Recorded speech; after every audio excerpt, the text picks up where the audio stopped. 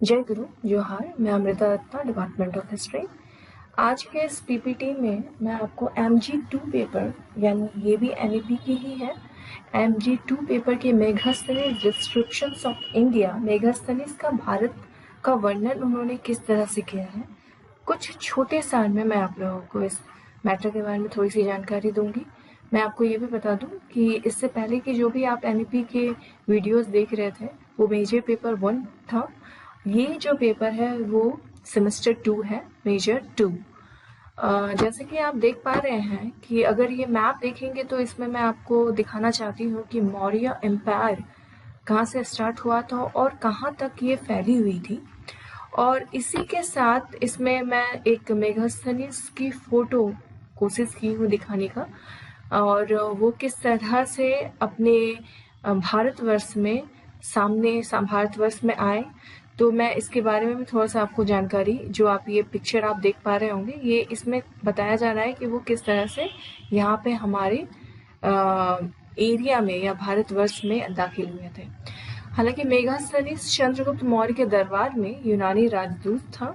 Seleucus ने उसे अपना राजदूत बनाकर भेजा था। मेगास्थनीज ने भारत में जो कुछ लिखा उसे इंडिका नामक पुस्तक में लेखबद्ध किया गया था। उसने भारत का जो विवरण दिया है उसमें भौगोलिक, पर्यावरण, भारतीयों के सामाजिक जीवन, उनकी धार्मिक आस्थाओं, राजनीतिक तथा प्रशासन के बारे में लिखा है। मैं आपको ये भी जानकारी देना चाहती हूँ कि दुर्भाग्य है कि मेगास्थनीज की जो इंडिका है अब उपलब्ध नहीं है, परंतु यूनानी जो लेखक थे उन्होंने इंडिका को पढ़ा है और उनके द्वारा जो रेफरेंस दिया गया है यूनानी लेखकों में जो थे उनके बारे में मैं थोड़ा सा आपको बताना चाहती हूँ। उन लोगों में से यूनानी लेखकों में स्ट्राबो, इनका नाम काफी चर्चित है, प्लिनी और एरियन, ये कुछ ऐसे यूनानी लेखक हैं जिन्होंने इंडिका के बारे में काफी जानकारी दी है। इंडिका का उन्होंने महत्व बताया है कि मेगास्थनीज ने भारत विवरण की विश्वसनीयता के बारे में इतिहासकारों के विरोधी मत व्यक्त किए। जैसे कि बहुत सारे ऐसे मत हैं, जैसे मेगास्थनीज के विवरण पर अधिक विश्वास नहीं किया जा सकता है, उनका ये मानना है, क्योंकि वह भारत की किसी भाषा का ज्ञाता नहीं था। वह केवल पाटलिपुत्र और पंजाब से परिचित था। वह भारत में थोड़े समय ही रहा था और विदेशी होने के नाते वह भारत की संस्थाओं और प्रथाओं को ठीक तरह नहीं समझ सकता। हालांकि एक राइटर है डॉक्टर जॉली के मत से भी वो आंशिक सत्य यही माने हैं। उनका भी यह मत है कि मेगास्थनीज का विवरण पूर्ण रूप से सत्य भले ही ना हो, लेकिन इसमें सत्यता भी है, यानी कि मेगास्थनीज ने काल्पनिक बातों को प्रस्तुत नहीं किया, बल्कि वो डॉक्टर विंसेंट स्मिथ, उनका भी यह मानना था कि उसका विवरण चंद्रगुप्त प्रशासन के बारे में महत्वपूर्ण विवरण देता है। यानी कि बहुत सारे ऐसे लोग हैं जिनको रेफरेंस देके मेगास्थनीज के बारे में ये बताया जाता है कि बहुत सारी बातें उनकी सच नहीं भी मानी जा सकती है और कुछ चीजें सच है जो बहुत हद तक इतिहास के पृष्ठभूमि में नहीं आई है। हालांकि भौगोलिक स्थिति के बारे में अगर बोला जाए तो भौगोलिक स्थिति में यहाँ पर आप देखेंगे कि मेगास्थनीज का भारत वर्णन की भूमिका विष्णु पुराण, महाबसो, ऐसे बहुत सारी जगहों में थोड़ी बहुत जानकारियां प्राप्त हुई है। भौगोलिक स्थिति जो मेगास्थनीज के द्वारा भारत के वर्णन में किया गया है वो लिखता है कि भारत का जो आकार था वो चतुर्भुज के समान था, उनका ये मानना था, और इसके उत्तर में हिमालय, दक्षिण तथा पूरब में समुद्र, पश्चिम में सिंधु, गंगा, सोन, कोसी, गंडक आदि नदियां रही हैं। उसने अफगानिस्तान की नदियों काबुल, स्वात, गोमल का भी ठीक से उल्लेख किया है, लेकिन क्योंकि वो जानता था कि भारत की नदियों के बारे में उसका ज्ञान सही नहीं था, इसलिए वो लिखता है कि भारत में ग्रीष्म ऋतु में बहुत गर्मी पड़ती है, वर्षा गर्मी और जाड़े दोनों ऋतुओं में मिलती है। यानी कि ये बहुत सारी चीजें उनके द्वारा लिखी गई थी हाइपोथेटिकल, लेकिन फिर भी उनके बारे में थोड़ी सी जानकारी होना हमारे इतिहास के स्टूडेंट को जरूरी है। नेक्स्ट स्लाइड में आप देख पा रहे हैं मैंने इस उनके राजनीतिक स्थिति के बारे में कि उन्होंने मेगास्थनीज ने राजाओं की राजनीतिक स्थिति के बारे में क्या बताया, तो इसमें मेगास्थनीज ने राजा और प्रशासन के बारे में पर्याप्त विवरण दिया है। वो लिखता है कि राजा दिन भर अपनी राजसभा में रहता था और प्रशासन का कार्य करता था। सुरक्षा के कारण वह प्रति रात, या फिर मैं ये भी बोल सकती हूँ कि उनका ये मानना था कि प्रति रात सैन्य स्थल को भी बदला गया था। राजा राज्य में परिभ्रमण करता था और उसका महल अत्यंत भव्य रहा है। उसके कक्ष को सोने और चांदी के उपकरणों से सुसज्जित किया गया है। राजा बहुमूल्य वस्त्र धारण करता है। राजा की सुरक्षा के लिए नारी संरक्षिकाएं थी। राजा का दरबार अत्यंत भव्य रहा है। अपराध बहुत कम रहे हैं और दंड व्यवस्था काफी कठोर रही है। नेक्स्ट स्लाइड में आप देख पा रहे होंगे कि मैंने उनके बारे में लिखा है कि वो पाटलिपुत्र के बारे में क्या मेंशन करते हैं। तो मेगास्थनीज लिखता है कि पाटलिपुत्र भारत का सबसे बड़ा नगर था और वो सोन तथा गंगा के संगम पर बसा रहा। वह 80 स्टेडिया यानी 9 मील लंबा और 15 स्टेटिया यानी 1 मील चौड़ा रहा है। और मैं आपको ये भी बता दूं कि उसके चारों ओर खाई और परकोटा की दीवार पर बुर्ज रहा है। साथ ही साथ उन्होंने मेगास्थनीज ने राजधानी के प्रशासन के बारे में यह भी लिखता है कि नगर का प्रबंध जो रहा है वो 6 समितियों द्वारा होता है और प्रत्येक समिति में 5 सदस्य थे।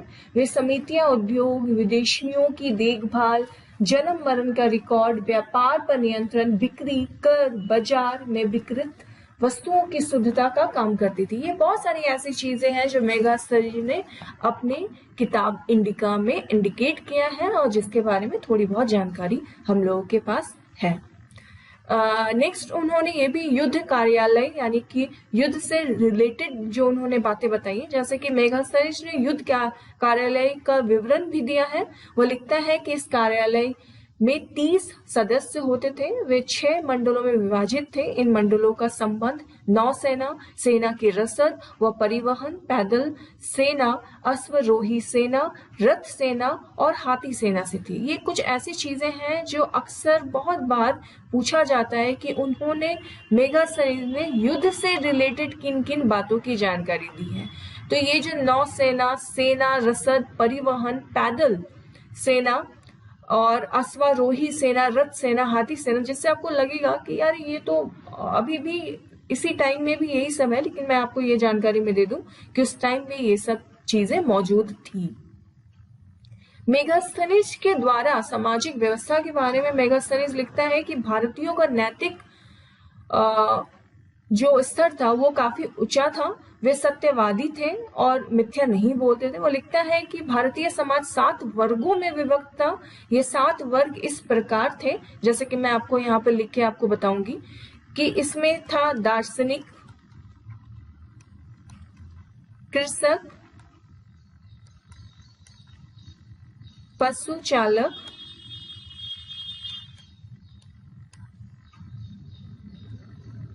शिल्पकार,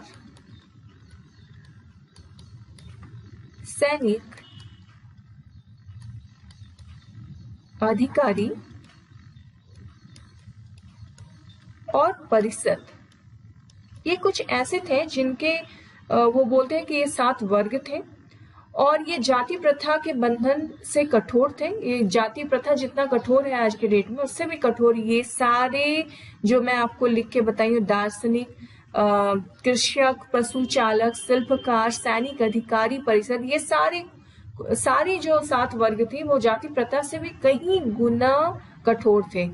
वे अंतर जातीय विवाह नहीं कर सकते थे। वे अपना व्यवसाय छोड़कर दूसरा व्यवसाय नहीं अपना सकते थे। वो लिखता है कि वे आकर्षक वस्त्र धारण करते हैं और प्रत्येक व्यक्ति अकेले भोजन करता है।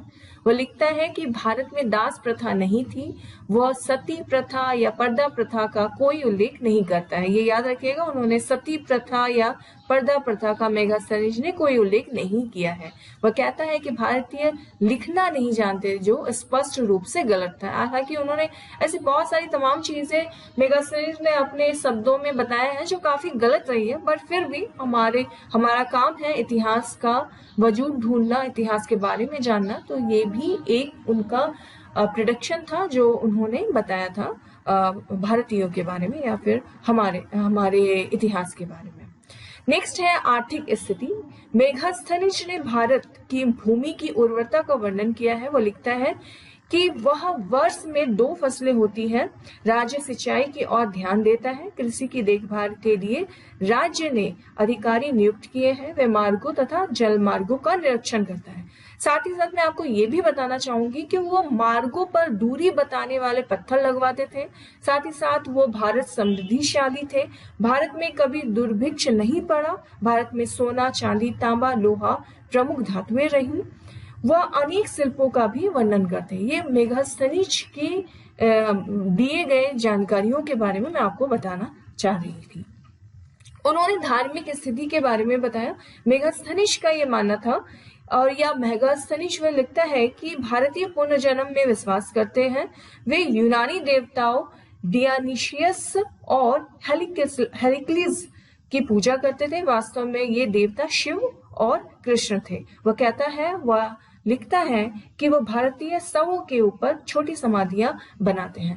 मैं आपको ये भी बताना चाहूंगी इस पूरे पावर पॉइंट प्रेजेंटेशन में कि उनका ये भी मानना था कि मेगास्थनीज ने अनेक बातें अविश्वसनीय की थी और विदेशी होने के कारण वो भारत की अनेक बातों को ठीक से समझ भी नहीं पाया था।